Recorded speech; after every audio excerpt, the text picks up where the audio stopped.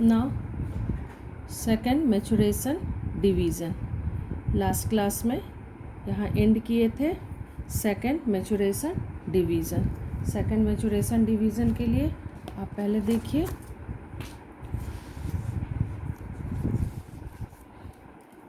फिर से रिपीट कर रहे हैं, first maturation and second maturation. This one is the first maturation. अब हम लोग को करना है ये सेकेंड मैचुरेशन डिवीज़न। ये यहाँ लिखा है, यहाँ लिखा है मैचुरेशन डिवीज़न। ये देखिए मैचुरेशन डिवीज़न। इस मैचुरेशन डिवीज़न को now divides into first maturation and second maturation. First maturation is also known as first meiotic division. Second maturation is also known as second maturation division.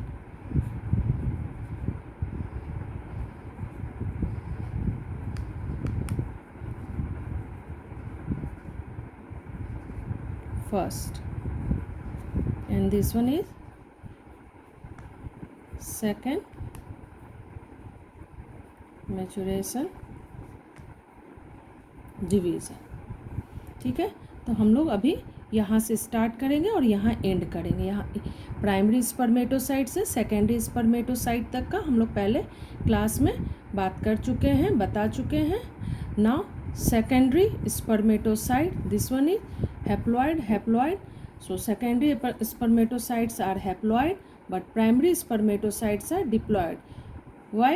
Because primary spermatocytes go through the first maturation division, and that is the first meiotic division, and in first meiotic division chromosome number will be half. So in secondary spermatocytes haploid secondary spermatocytes will be formed after first meiotic division or after first maturation division. Now secondary spermatocyte enter in second meiotic division or second maturation division. After the second meiotic division they will be formed 4 haploid spermatids. देख रहे हैं, तो ये short में हो गया, ये N जो है आपका ये दोनों 2n में चेंज हुआ और ये n वाला भी 2nn में चेंज हुआ। तो सिंगल जो था 2n वो 4nn में चेंज हो गया। अब इसको हम लोग फिर डिटेल करेंगे, जैसे यहाँ पे हम लोगों ने डिटेल किया prophase first, metaphase first, anaphase first and telophase first. In prophase first leptotene, zygotene, pachytene, diplotene and diakinesis, but in this case only prophase second, metaphase second, telophase second and prophase second, metaphase second, anaphase second and telophase second. After that each secondary spermatocyte divides to form 2 equal sized spermatids and both spermatids are also haploid. It means second meiotic division is equational division but this one is reductional division. तो इसका दूसरा नाम भी दे सकते हैं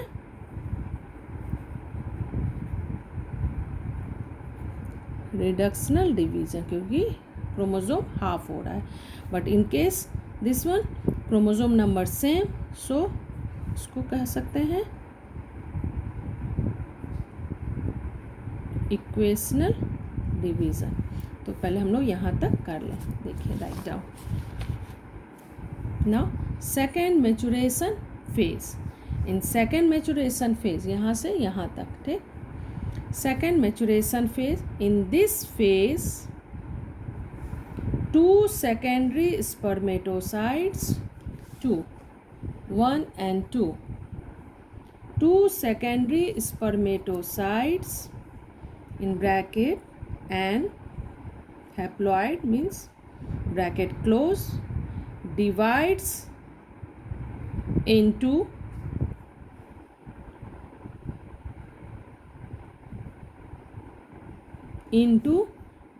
4 spermatids.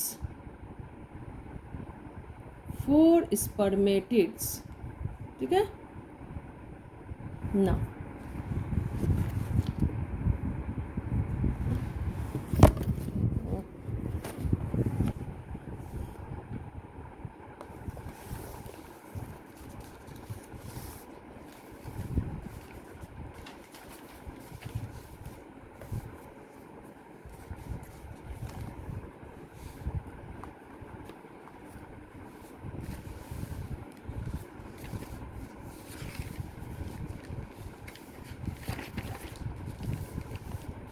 देखिए यहाँ पे फिर से बनाया है, उसी चीज़ों को फिर से यहाँ दिखाया गया है। देखिए ऐसे थोड़ा सा इसको और ऊपर कर दें।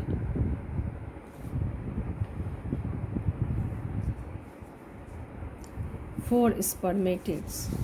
Now, in this phase, in this division, comma, each chromosome lie on equatorial plate. देखिए यहाँ फिर से एक बार फिर से रिपीट कर रही हूँ, यहाँ से यहाँ तक वाले को देखिए। लैप्टोटीन, chromosomes coiled, nucleolus and nuclear membrane. Then zygotine, chromosomes come together to form pairing, shows pairing in zygotine. Late zygotine, each chromosomes split to forms two chromatids, and in homologous chromosomes 4 chromatids, so tetrad यानी कि 4 chromatids, और chromosomes के point of view से 2 chromatids यानी bivalent. During pachytene stage crossing over बता चुके हैं last class में, क्रॉसिंग ओवर, ठीक है, इस तरह से बताया है कि crossing over in pachytene stage. Then diplotene stage, ये कहाँ हो रहा है ये सारा, यहाँ से यहाँ होने में, ठीक है।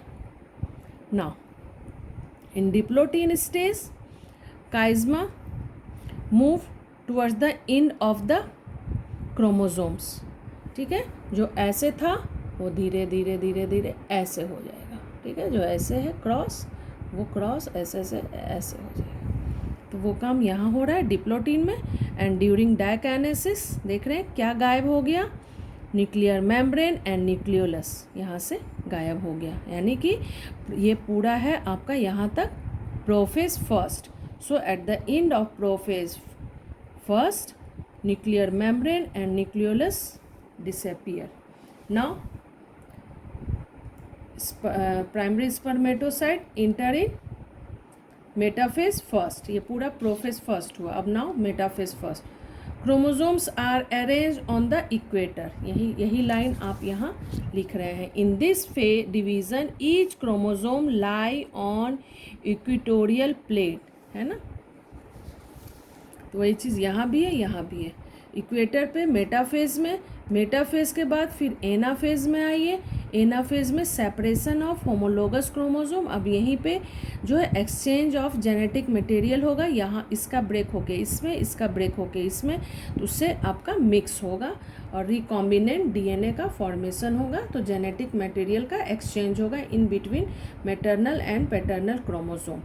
After that separation of chromosome during anaphase first. Now after anaphase आपके यहाँ से इस तरह से, यहाँ से ऐसे करके दोनों साइड से क्रोमोसोम्स का यहाँ से इस तरह से प्लेट बनेगा और 2 आपके इस तरह से secondary spermatocytes will be form.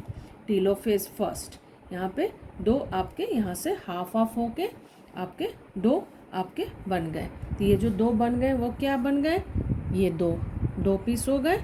एक सिंगल को लेके चले और 2 पीस में, एक सिंगल को लेके चले और ये 2 पीस में आपके बन गए। ये टीलोफेज हो गया आपका secondary spermatocytes. Now secondary spermatocyte enter in second maturation division, that is second meiotic division और second equational division. Now in second maturation division, now again secondary spermatocyte go into the rest, and after that prophase second start. During prophase second chromosomes are coiled structure, nucleolus present, nuclear membrane present in both secondary spermatocytes. Now after prophase second metaphase, in metaphase chromosomes are arranged on the equator, ठीक है, यहाँ भी metaphase का condition ही है equator पे। तो हम लोग अभी सेकंड यहाँ से हम लोग लिखना स्टार्ट किए हैं। तो प्लेट कंसिस्ट ऑफ 2 क्रोमेटिड्स। अब देखिए दोनों में आपको दिख रहा है यहाँ पे ये 2 क्रोमेटिड्स हैं, ठीक है, 2 क्रोमेटिड्स हैं, यहाँ भी 2 क्रोमेटिड्स हैं। यहाँ पे क्रोमोसोम का सेपरेशन है मेटाफेज में, और मेटाफेज फर्स्ट में और मेटाफेज सेकंड में क्रोमेटिड का सेपरेशन होगा। तो वही हम लोग यहाँ लिख रहे हैं। In this division each chromosome lie on equatorial plate consist of 2 chromatids and linked together by a centromere here, linked together by a centromere कि इस तरह से है और दूसरा क्रोमेटिड इस तरह से। तो यहाँ पे जो कनेक्शन है उसको कर रहे हैं centromere. Link together by a centromere which breaks, वो आपका ब्रेक होगा कब? In anaphase second. ये यहाँ से देखिए ब्रेक होके देखिए अलग हो गया, ये अलग हो गया, ये अलग हो गया, ये यहाँ पे हम लोग 2 क्रोमोसोम लिए थे, अब ये 2 क्रोमोसोम से फिर इधर 2 और ये 2, तो क्रोमेटिड बढ़ के इस तरह से। यहाँ भी हमारे पास 2 क्रोमोसोम है, तो उसके ये वाला क्रोमेटिड उधर, ये वाला इधर, तो ये एनाफेज सेकेंड में देखिए हो रहा है। वही हम लोग यहाँ ब्रैकेट में यहाँ लिखा भी, in anaphase second bracket close, and these 2 chromatid pass to the opposite pole, और ये अपोजिट पोल पे ये इधर, ये इधर, ये इधर और ये इधर अपने अपने पोल की ओर अपोजिट पोल में वो चले जाएंगे। सो these 2 chromatid pass to the opposite pole and forming 2 haploid cell called spermatids। एक से 2 बने, तो इससे भी 2 बने, एक से इससे भी 2 बने, तो यही आपका पूरा यहाँ से यहाँ तक, यहाँ से यहाँ तक, यहाँ से यहाँ तक आपको उसको डिटेल में prophase second, metaphase second, anaphase second and telophase. तो एक स्पर्मेटोसाइट से आप सेकेंडरी स्पर्मेटोसाइट से 2 स्पर्मेटिड्स, फिर इस सेकेंडरी स्पर्मेटोसाइट से 2 स्पर्मेटिड्स आपके बनेंगे। ठीक है, ये पूरा डायग्राम आपका ये हो गया। क्लियर है? थोड़ी देर आपको देख लीजिए अच्छे से इसको ना, तो आपके 4 स्पर्मेटिड बन गए। Now as a result of 2 mitotic division, 2 mitotic, this one is first and this one is second, यहाँ भी लिखा था, यहाँ भी डायग्राम बना के वही first and second 2 mitotic division.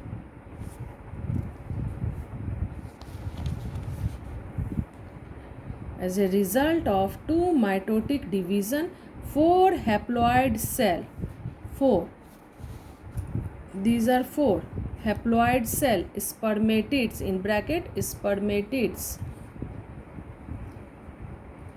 are formed from each primary spermatocytes, from each primary spermatocytes,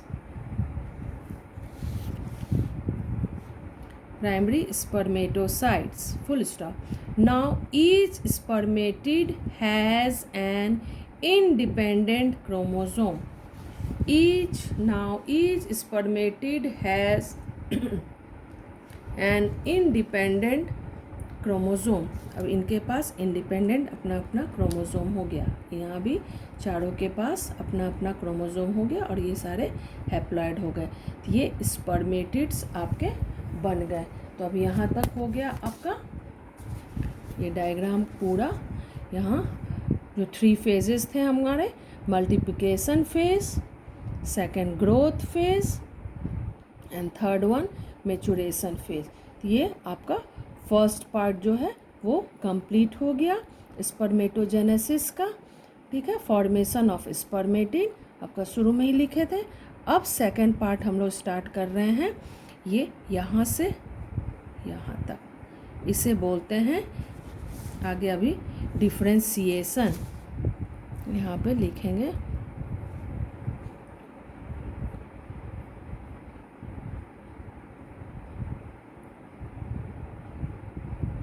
ये सेकेंड पार्ट हुआ आपका डिफ्रेंशिएशन। अब जो ये एन है ये केवल आपका सेल की तरह लग रहा है, तो इस तरह का सेल जब बनेंगे, एन तो हो गए, ये भी एन है, वे भी एन है, बट इनमें अंतर क्या है, ये शेप इस तरह का और इसमें हेड का बनना और टेल का बनना, ये सारे जब बनेंगे तभी जाके हम लोगों का आगे स्पर्म को मूव करने में वो हेल्प करेगा, क्योंकि इस तरह का जब रहेगा तो वो मूव नहीं कर सकता है। एन तो हो गया क्योंकि हमें एन ही चाहिए, बट ये डिफ्रेंशिएशन जब होगा, एक जनरल जो इस तरह से न्यूक्लियस वाला जो ये सेल है, अब उसके शेप में चेंजेस आएंगे जिससे कि वो स्पर्म का शेप लेगा और ये स्पर्म जाके ओवाक तक पहुंच सके और उसे पंक्चर कर सके। तो उसके लिए हमें इसमें अब सेकंड पार्ट में जाना होगा, दैट इज़ डिफ्रेंशिएशन, और उसका दूसरा नाम है स्पर्मियोजेनेसिस।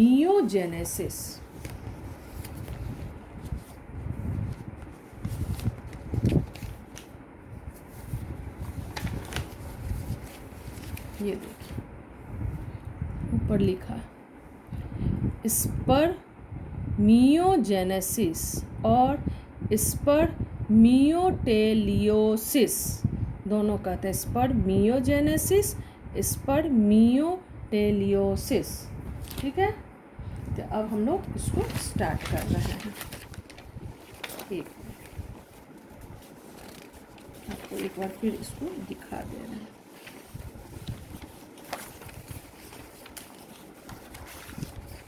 ये देखिए, ये हम लोग का शुरू का क्लास का था, फॉर्मेशन ऑफ स्पर्मेटिड। देखिए स्पर्मेटोजेनेसिस पे 2 पार्ट, फॉर्मेशन ऑफ स्पर्मेटिड, तो हम लोग का स्पर्मेटिड तो बन गया, अब उसका डिफ्रेंशिएशन ऑफ स्पर्मेटिड, अब हम लोग को ये पढ़ना है, इस second part differentiation of spermatid. ठीक है, तो उसके लिए हम लोग ये अब चल रहे हैं एक सेल में, कि अब क्या इसमें लिख रहे हैं, क्योंकि ये स्पर्मेटिड जो है वो केवल एक हैप्लॉइड सेल है, बट वो आपको स्पर्म को जाके पंक्चर नहीं कर सकता है, तो उसमें हेड एंड टेल बनना मस्ट है। तो ये डिफ्रेंशिएशन को ही कहते हैं स्पर्मियोजेनेसिस। ठीक है, so the spermatid, now write down, the spermatid contain haploid set of chromosome, haploid set of chromosome, comma, are still not capable of functioning as male gametes, तो मेल गैमेट जैसा वो function अभी नहीं कर सकता है। ठीक है, ना next point, thus they have to undergo a process of differentiation। अब उसे जाना होगा डिफ्रेंशिएशन के प्रोसेस में, सो they have to undergo a process of differentiation to change in a functional spermatozoa, or sperms. ठीक है, तो यही है आपका पूरा यहाँ से यहाँ तक कि चेंज इनटू ए स्पर्मेटोजोआ और स्पर्म, सेम है, स्पर्मेटोजोआ भी बोलते हैं, स्पर्म्स भी बोलते हैं ना।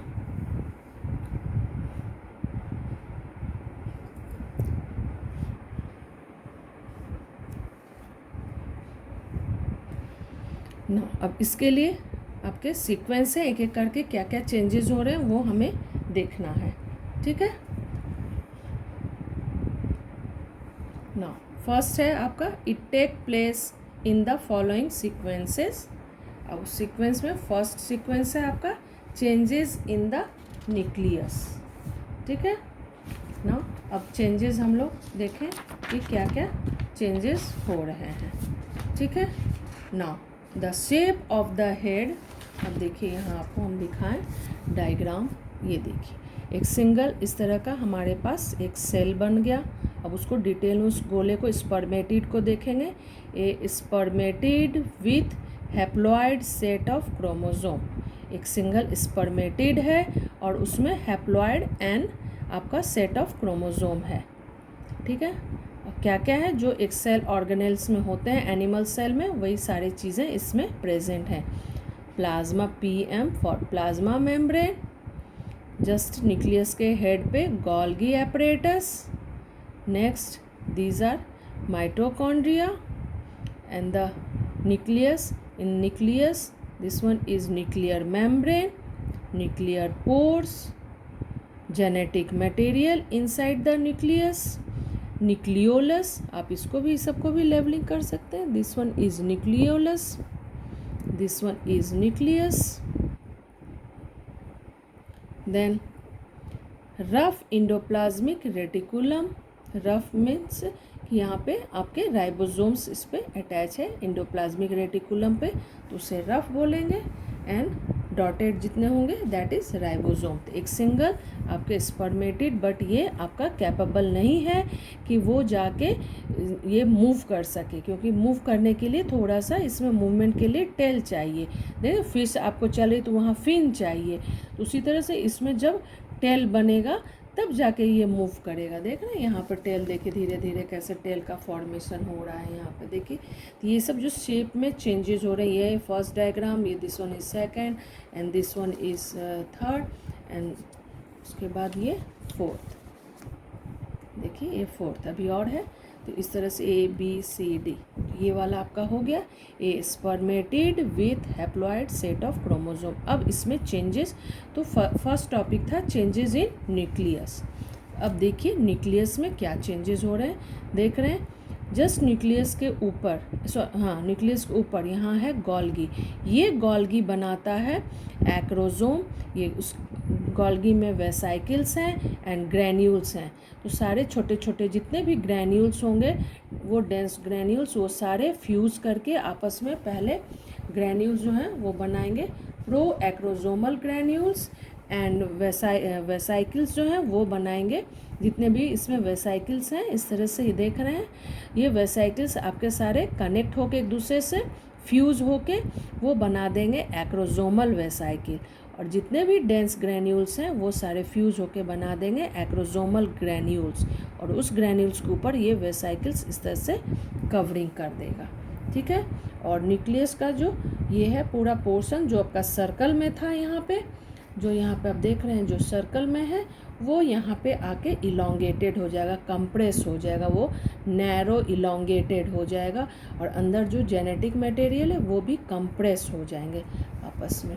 देखिए इलोंगेटेड न्यूक्लियस अब लिख रहे हैं यहाँ पे, और नीचे में इधर एनिमल सेल है तो यहाँ पे सेंट्रियोल होगा, इधर एक्रोसोमल ग्रैन्यूल्स, ये एक्रोसोमल वेसाइकिल्स, इधर ये सब mitochondria. Figure showing formation of acrosome and their vesicles. ये एक्रोसोम, ये ब्लैक कलर का, और उसको जो कवरिंग किया that is vesicles. Now right changes in the nucleus. The shape of the head of sperm is largely depend upon the shape of nucleus. कि sperm का head कैसा होगा ये डिपेंड करता है न्यूक्लियस के शेप पे। Full stop. The shape of nucleus changes from the usual spherical to an elongated and narrow form.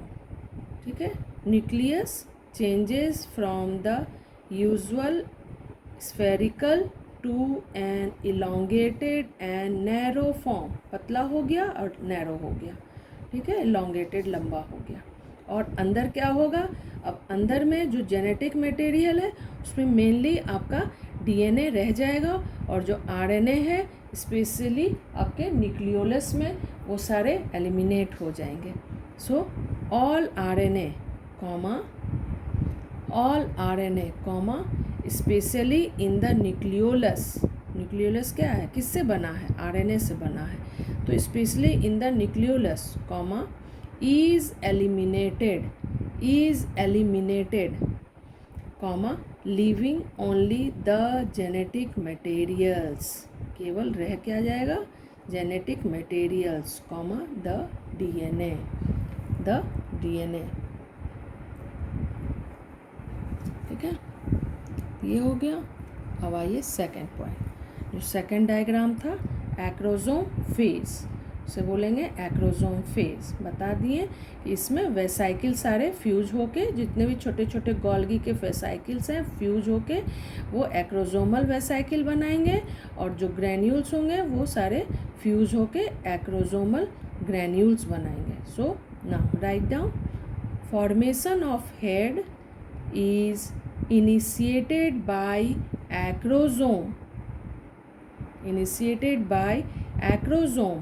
which derived from the Golgi body। वो कहाँ से बनेगा, वो मेनली गोल्गी ही बनाता है एक्रोसोम। ये सब ऑब्जेक्टिव क्वेश्चंस आते हैं कि एक्रोसोम को कौन बनाता है, तो वो आपका गोल्गी बनाएगा। ठीक है, फुल स्टॉप। ना उसी को फिर लिख रहे हैं, जो हमने समझाया वही हम लोग फिर लिख रहे हैं। वन और मोर वैक्यूल्स स्टार्ट इनलार्जिंग, बड़ा होना शुरू किया, enlarging, and inside the vacuole a small dense body fuse together, जितने छोटे छोटे small dense body fuse together to form acrosomal granules, to form acrosomal granules। Okay, now next point, acrosome, अब जो granules है उसको कौन कवर कर देगा, acrosomal vesicles. So acrosomal granules encloses the